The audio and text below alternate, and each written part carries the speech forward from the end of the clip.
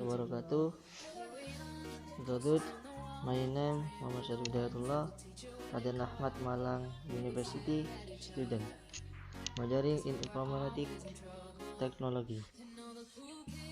Immediately in this video, I will make a way to transmit Wi-Fi to mobile phone with laptop. First, we turn on Wi-Fi on the laptop.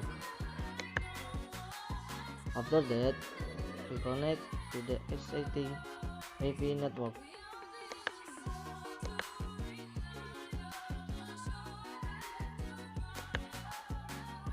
Then, we turn on the hotspot on the laptop. Immediately, we click Setting.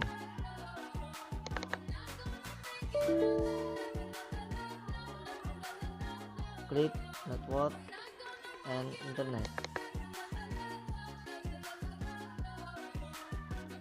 Click Mobile Hotspot.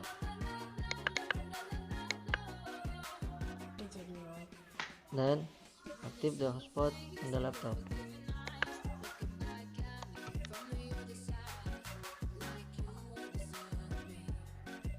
After that, hotspot inactive will open the exciting Wi-Fi on the handphone.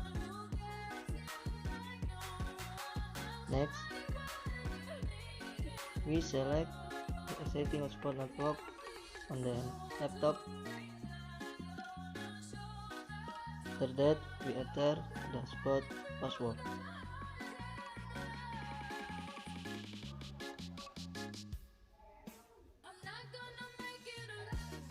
Done.